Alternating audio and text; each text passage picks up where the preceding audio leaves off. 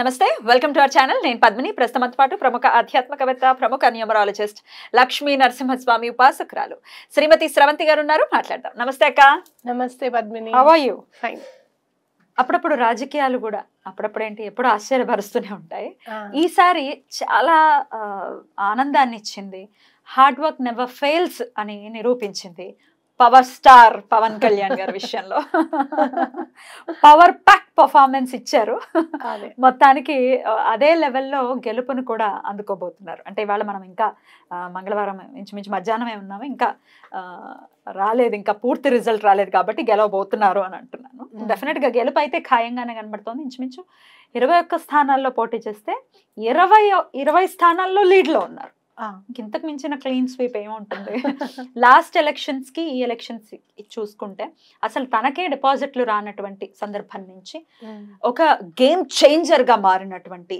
పరిస్థితి ఖచ్చితంగా తెచ్చుకున్నారు దీని వెనకాల ఎంతో కృషి ఉంది డెఫినెట్ గా హార్డ్ వర్క్ ఉంది అందుకే అంటున్నాను హార్డ్ వర్క్ నెవర్ ఫెయిల్స్ అని చెప్పి డెఫినెట్ గా పవన్ కళ్యాణ్ గారిని ఇన్స్పిరేషన్ గా తీసుకోవాలి చెప్పండి అక్క మీ మాటల్లో ఎప్పుడైనా కూడా మనం ఏదైనా ఒక పని చేద్దాము అని చెప్పి డిసైడ్ అయిన తర్వాత గనక మనం ముందుకు వెళ్ళిపోతూ ఉంటాయి ఒక్కసారి ఆగిపోవాల్సి వస్తుంది ఆగిన తర్వాత అసలు మనం ఎందుకు ఆగాము మనం అనుకున్నది ఎందుకు జరగలేదు ఎలాంటి దాని మీద మనం దృష్టి సారించలేకపోయాము అసలు ఏ ఏ పరిణామాల గురించి మనం ముందే తెలుసుకోవాలి అనేది చూసుకుంటే గనక మనకి పవన్ కళ్యాణ్ గారి జీవితం అనేది ఒక పాఠంగా మనం తీసుకోవచ్చు ఒక లెసన్ అనుకోవచ్చు మనం ఎందుకు అనంటే అనుభవాల్లో నుంచే పాఠాలు పుడతాయని నేను గట్టిగా నమ్ముతాను పద్మిని ఫస్ట్ టైం ఓడిపోయినప్పుడు జనంలోకి రావాలి జనానికి తన గళం వినిపించాలి అలాగే ప్రజాస్వామ్యంలో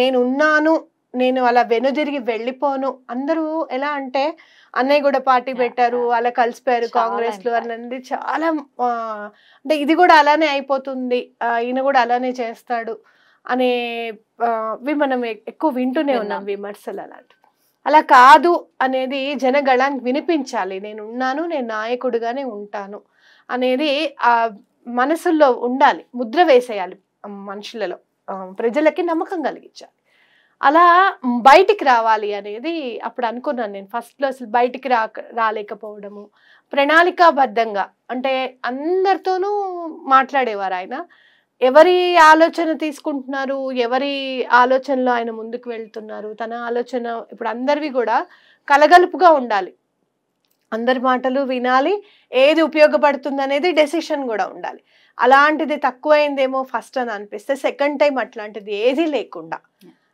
నిజంగా చెప్పాలి అని అంటే ప్రజల్లోకి మమేకం అవ్వడం ఒకటి అలాగనే పొత్తు అనేసరికి జనరల్గా ఎవరు కూడా ఇష్టపడరు అంటే ప్రధాన పార్టీతో మనం పొత్తు పెట్టుకుంటున్నాము అని అంటే మనము కనపడమేమో వాళ్ళ నీడలోనే మనం ఉండిపోవాల్సి వస్తుందేమో అనేది కాకుండా నాతో ఒకళ్ళు మొన్న ఒక మాట అన్నారు తప్పకుండా పవన్ కళ్యాణ్ గారు గెలుస్తారు ఆయనే హోమ్ మినిస్టర్ అవుతారు అని కూడా వాళ్ళ ఇంట్రెస్ట్ చూడ ఎట్లా ఉంది వాళ్ళది అంటే ఆ విజన్ అనేది వాళ్ళకి కనపడింది అక్కడ వాళ్ళకి అని చెప్పి ప్రస్ఫుటంగా నాకు అర్థమైంది చాలా మందితో నేను మాట్లాడడం జరిగింది మీరు ఎవరు వస్తారనుకుంటున్నారు అని అంటే అందరూ కూడా లేదు టీడీపీ వస్తుంది అనుకుంటున్నాము అందులో ఈసారి పవన్ కళ్యాణ్ గారు కలిసారు కదా తప్పకుండా వస్తుంది అని అనుకోవడము can't wait to hear that Pavan Kalyan అనే నేను అది ఎప్పుడెప్పుడు వింటా అంటే ఏదో తెలియని ఇప్పుడు ఎటువంటి అభిమానం ఉంది యాజ్ అ బ్యూటిఫుల్ యాక్టర్ ఆయనకు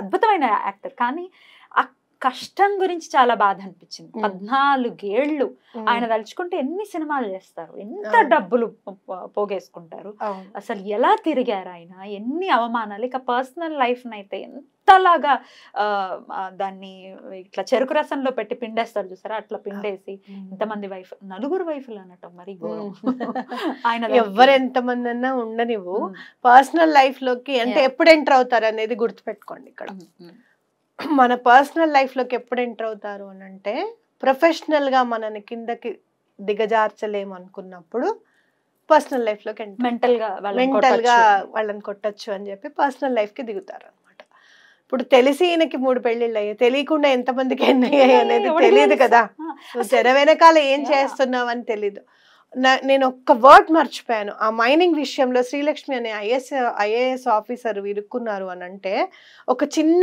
వర్డ్ క్యాప్టివిటీనే ఏదో ఉంది, అప్పుడు నాకు సరిగ్గా గుర్తులేదు. ఆ వర్డ్ని ఎంటర్ చేసినందువల్ల నువ్వు ఎంతటి మైనింగ్ అయినా చేసుకోవచ్చు అనమాట అక్కడ. ఇంకా ఇంత అనేది ఉంటుంది, ఎంత మైనింగ్ చేసుకున్నా కూడా ఓన్లీ ఈ పర్సెంటేజ్ ప్రకారమే లిమిట్ ఉంటుంది అనమాట. ఆ ఒక్క చిన్న వర్డ్ వాడినందుకు ఆ లిమిటేషన్ లేదు. ఆ చిన్న వర్డ్కి నువ్వు ఎందుకు సంతకం పెట్టావని చెప్పి ఆవిడ లోపలికి వేసేసారు. నువ్వు ఈయన 3 ఆడవాళ్ళని కనుక నిజంగా పెళ్లి చేసుకున్నారు అని అంటే నీ వల్ల ఒక ఆడవిడ ఐఏఎస్ ఆఫీసర్ లోపలికి వెళ్ళింది కదా, అది మర్చిపోతారు. అర్థమైందా? సో ఎప్పుడైనా మనం గుర్తుపెట్టుకోవాల్సింది ఏంటి అంటే నువ్వు ప్రొఫెషనల్గా ఎదుగుతున్నావు అని అంటే గనక పర్సనల్ లైఫ్లో నీకు ఏమన్నా తేడాలు ఉన్నాయా అనేది ఖచ్చితంగా చూస్తారు. దాన్ని ఆటపోట్లు చాలా తట్టుకున్నారు అక్క. అసలు కొన్ని మాటలు అయితే అసలు గేట్ కూడా దాటనివ్వము అసెంబ్లీది అని అంటే ఇప్పుడు మరి ఎట్లా ఏ మొహం ఎలా ఎత్తుకుంటారు? వాళ్ళ ఇంటి గేట్లు వాళ్ళు దాటాల్సిన పరిస్థితి లేకుండా అయిపోయింది కదా. కానీ ఒక్కటి మాత్రం ఖచ్చితంగా చెప్తాను పద్మిని, నీకు ఆపోజిట్ వాళ్ళు అయి ఉండొచ్చు, కరెక్టే, కాదని నేను అన్నాను. కానీ మాట్లాడే మాట ఎలా ఉండాలి అని అంటే అట్లీస్ట్ నిన్ను సపోర్ట్ చేసే వాళ్ళకు కూడా అయ్యో అదేంటి ఇట్లా అనేసారు అని అనిపించకూడదు. అయ్యో ఇంత బాధ పెట్టడమా, అవసరమా అని ఎవరికి అనిపించకూడదు. అలా మాట్లాడాలి ఎవరితో అయినా కూడా. నేను చాలా జాగ్రత్తగా మాట్లాడితే ఎవరితో మాట్లాడినా కూడా, ఎందుకంటే ఎవరినైనా కానీ మనసుని హర్ట్ చేసే విధంగా నువ్వు మాట్లాడావు అని అంటే నేను గట్టిగా నమ్ముతా మన మనసు కూడా ఎప్పుడో హర్ట్ అయ్యే సిచ్యుయేషన్ మనకి ఖచ్చితంగా వస్తుంది అనేది ఖచ్చితంగా నేను నమ్ముతాను. అదే ఇక్కడ జరిగింది అని చెప్పి. హార్డ్ వర్క్ అంటే నిజంగా చెప్పాలి అని అంటే బాగా తిరిగారు ఈసారి. వారాహి అని చెప్పి అదే అడగబోతున్నా.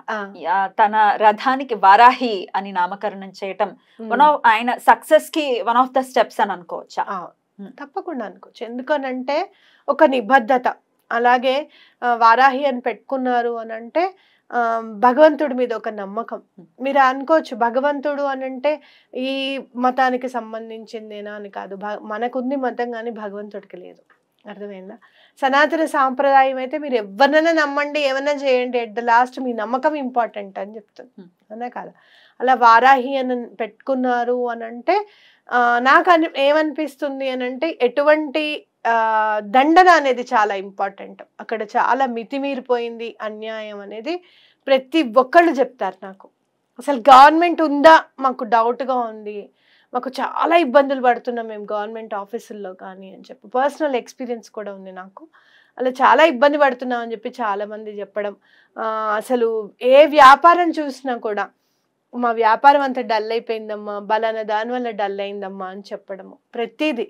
అసలు నిజంగా చెప్పాలంటే కన్స్ట్రక్షన్ స్టార్ట్ చేస్తే అసలు ఇసుక దొరుకుతుందా అన్న భయం మనకి. అలాంటివన్నీ చాలా భయపడ్డారు ఈసారి జనాలు, చాలా బాధపడ్డారు.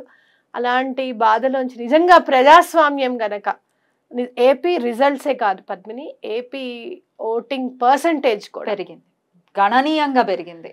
ప్రజాస్వామ్యానికి కనుక గొంతు అనేది మన చూపుడు వేలైతే ఎలా పనిచేస్తుంది అనేది పర్సంటేజే చెప్పింది. ఇక్కడంతా ఖాళీగా ఉంది, చాలా మంది వెళ్ళిపోయారు అక్కడికి, ఓటర్లు ఉన్న వాళ్ళు చాలా మంది అక్కడ మార్చుకోకుండా, ఓటు హక్కు మార్చుకోకుండా అక్కడికి వెళ్ళి ఓటేసిన వాళ్ళు చాలా మంది ఉన్నారనమాట. నిజంగా 11 o'clock 12 o'clock కూడా లైన్లలో నుంచొని వేశారు. ట్రైన్స్ అన్ని ఆగిపోతే వాళ్ళు చాలా బాధపడ్డారు. మేము వచ్చేదే ఓటు వేయటానికి, మేము ఇప్పటికే ఇంత లేట్ అయిపోయిందని చాలా బాధపడ్డారు. కానీ అర్ధరాత్రి అయినా కూడా ఓట్లేసి మరీ వెళ్ళారు. అద్భుతం. అసలు ఇది చారిత్రాత్మకమైనటువంటి విషయంగా ఖచ్చితంగా కన్సిడర్ చేయొచ్చు. అంటే in the terms of percentage అనుకోవచ్చు. పర్సంటేజ్ పరంగా అయితే నేను చెప్తున్నాను కదా, ప్రజాస్వామ్యానికి గనక చూపుడు వేలే గనక ఆయుధం అయితే గనక ఇలా ఉంటుంది. మాట మౌనం ఇవన్నీ వదిలేసాయి, ఇంకా ఆయుధమే చూపుడు వేలు అనేది ఇది ఖచ్చితంగా మనకి పర్సంటేజ్ అనేది మనకు తెలుస్తుంది. ఇట్లా పవన్ కళ్యాణ్ గారిని ఖచ్చితంగా ఇన్స్పిరేషన్ గా తీసుకొని ఇట్లా మేము చాలా ఏళ్ల నుంచి హార్డ్ వర్క్ చేస్తున్నాం బట్ దెన్ మాకు సక్సెస్ రావట్లేదు అనుకునే వాళ్ళకి మీరు ఇచ్చే సజెషన్? మీకు చెప్తాను, నేను 2016లో న్యూమరాలజీ ఎంటర్ అయ్యాను. దేర్ ఆర్ సమ్ ఇన్సిడెంట్స్, అంటే నేను ఓన్లీ 100 రూపీస్కి వర్క్ చేసిన రోజులు కూడా ఉన్నాయి. చాలామంది నన్ను అనేవారు ఎందుకు అంత డౌన్ఫాల్, అంత తక్కువ తీసుకొని ఎందుకు చేస్తావు నువ్వు? వాళ్ళు అడిగితే సరే మీరు మేము ఇక్కడ ఉన్నామండి, బలానా చోట్ల నేను ఉన్నాను, మీరేమన్నా ఇటువైపు నుంచి వెళ్తున్నారా అని అంటే, నేను ఒక్కొక్కసారి అటువైపు నుంచే వెళ్తున్నాను అనుకో, రండి కూర్చుని మాట్లాడుకుందాము, మేము ఈ ప్రాజెక్ట్ లాంచ్ చేయాలనుకుంటున్నాము అని అంటే మా చెల్లెలు అనేదన్నమాట, అక్క నువ్వు న్యూమరాలజీ చూస్తున్నావు అంటే నీ దగ్గరికి రావాలి కదా, వాళ్ళు ఎక్కడంటే నువ్వు వెళ్తున్నావు అని అంటే, లేదమ్మా వాళ్ళు పెద్దవాళ్ళు, వాళ్ళు బిజినెస్ స్టార్ట్ చేస్తున్నారు, మన హెల్ప్ కావాలని కోరుకోవడమే చాలా ఎక్కువ, సో మనం వెళ్దాము అని చెప్పి నేను వెళ్ళి వాళ్ళకి గైడ్ చేయడము, వాళ్ళంతా మంచి మంచి పొజిషన్స్లో ఉండడము. అలానే నన్ను మర్చిపోలేదు, నేను వాళ్ళని మర్చిపోలేదు. అంటే ఏంటంటే మన స్టెప్పింగ్ స్టోన్ ఎప్పుడైతే ఉంటుందో అక్కడ మనము ఎక్కడైనా కానీ మనం వెళ్ళి మన సర్వీసెస్ ఇవ్వగలుగుతామా అనే దాని మీద కొంచెం దృష్టి పెట్టి, దాని మీద కొంచెం కష్టపడితే గనక తర్వాత రోజులన్నీ మీవే. కాకపోతే మర్చిపోయిన రోజు కానివ్వు, కష్టపడిన రోజు కానివ్వు, మనం మర్చిపోకూడదు. సో ఎప్పుడు కూడా అడుగుతున్నా చెప్పండి. ఎప్పుడు కూడా మనం కష్టపడడం మాత్రమే మనది డ్యూటీ. ఇంకా మిగతా ఫ్రూట్స్ అనేవి భగవంతుడు ఇస్తాడు అని గనక మనం నమ్మితే ఎటువంటి పరిస్థితుల్లోనూ ఒడి నింపుతాడు ఆయన. అయితే ఏదైనా స్విచ్ వర్డ్ హెల్ప్ తో ఈ హార్డ్ వర్క్ కి రిజల్ట్ వచ్చేది కొంచెం ఇప్పుడు చెప్పటం అంటే దాన్ని అనుభవించే వాళ్ళకి మనస్కరించకపోవచ్చు, నేను పడలేకపోతున్నాను అని అనిపిస్తూ ఉంటుంది. అవుట్ ఆఫ్ ఇన్నోసెన్స్ అనుకోవచ్చు. ఏదైనా స్విచ్ వర్డ్ హెల్ప్? డెఫినెట్ గా 2 స్విచ్ వర్డ్స్ ఉన్నాయి. పర్సనల్ ఒకటి చాలా బాగా పనిచేస్తుంది. ఎందుకంటే మీరు ఎక్కడికన్నా వెళ్తున్నారు, వాళ్ళు మీ టాలెంట్ని గుర్తించట్లేదు, చాలా బాధ అనిపిస్తుంది. అసలు ఎందుకు తీసుకొచ్చా ఈవిడ్ని అని అన్నారు ఒక ఆయన నన్ను. చాలా పెద్ద పొజిషన్ ఆయనది. మా వారికి చాలా ఇబ్బంది ఉంది శ్రవంతి గారు, మీరు రావాలి ఎటువంటి పరిస్థితులు అని చెప్పి నన్ను ఆవిడ తీసుకువెళ్ళారు. ఆవిడ కారులోనే తీసుకొని వెళ్ళారు. ఆవిడకి ప్రాబ్లం సాల్వ్ అయింది కాబట్టి నన్ను నమ్మకంగా తీసుకొని వెళ్ళారు. కళ్ళమని నీళ్ళు ఇలా ఒక్కసారి తిరిగిపోయాయి. నాకు బాధ అనిపించింది చాలా. But still it's okay, no problem, ఏమైనా కానివ్వు, తర్వాత పర్వాలేదులే అని అనుకున్న ఆవిడ కూడా నాకు సారీ చెప్పడం, ఇవన్నీ నేను చూశాను. బాధ అనిపిస్తుంది. అయితే మన వర్క్ని రిసీవ్ చేసుకోవడం లేదనో, లేకపోతే మన టాలెంట్ని గుర్తించట్లేదనో మీకు ఖచ్చితంగా అనిపిస్తుంది. అప్పుడు పర్సనల్ అనేది బాగా యూజ్ అవుతుంది. మీకు ఆపర్చునిటీనే రావట్లేదు మీ టాలెంట్ని చూపించడానికి అన్నప్పుడు రెయిన్బో యూజ్ అవుతుంది. రెయిన్బో చాలా బాగా యూజ్ అవుతుంది. అండ్ మంచి పార్టీ రావాలి, ప్రజలకి అనుకూలమైన పార్టీ రావాలి అని చెప్పి నేను చాలా వితిన్ ఒక 2-3 సెకండ్స్ మేనిఫెస్ట్ చేశానేమో అంతే. ఒక చిన్న థాట్ వచ్చింది, ఆ థాట్లో నుంచి మేనిఫెస్టేషన్ వచ్చింది. అంటే మనకి ఎదుటి వాళ్ళకి మంచి జరగాలి అని కనుక మనం కోరుకుంటే, మీకు 17 సెకండ్స్ మేనిఫెస్టేషన్ అని నేర్పించాను. 17 సెకండ్స్ మేనిఫెస్టేషన్ వర్కౌట్ అయిపోతుంది. అంటే ఎప్పుడు కూడా అవతల వాళ్ళ మంచి కోరుకోండి, అవతల వాళ్ళకి పని అవ్వాలని చెప్పి కోరుకోండి. మీకు పని అవ్వాలి అని చెప్పి మీ ఫ్రెండ్కి చెప్పండి, రే నాకు ఈ పని అవ్వాలని కోరుకోరా, నీకేం కావాలో చెప్పు, నేను అది చేస్తాను, మనం ఇద్దరం కలిసి ఏదైనా చారిటీ వర్క్ చేద్దామని చెప్పండి. అలాగే మీ ఫ్రెండ్కి ఏ వర్క్ కావాలో మీరు కోరుకోండి, తప్పకుండా మీ పనులన్నీ అయిపోతాయి. పర్సనల్ రెయిన్బో చాలా బాగా పనిచేస్తుంది. ఎన్నిసార్లు చదవాలి? నేను జనరల్గా 28 టైమ్స్ యాక్చువల్గా స్విచ్ వర్డ్ ఏదైనా 28 టైమ్స్ చదవాలి అనేది ఖచ్చితమైన నెంబర్. అది నేనేం చేస్తాను అంటే ఒక 5 మినిట్స్ నన్ను నేను మర్చిపోతాను, పర్సనల్ పర్సనల్ పర్సనల్ అని అదే అనుకుంటూ ఉంటాను. తప్పకుండా మీకు ఆపర్చునిటీ అనేది వస్తుంది.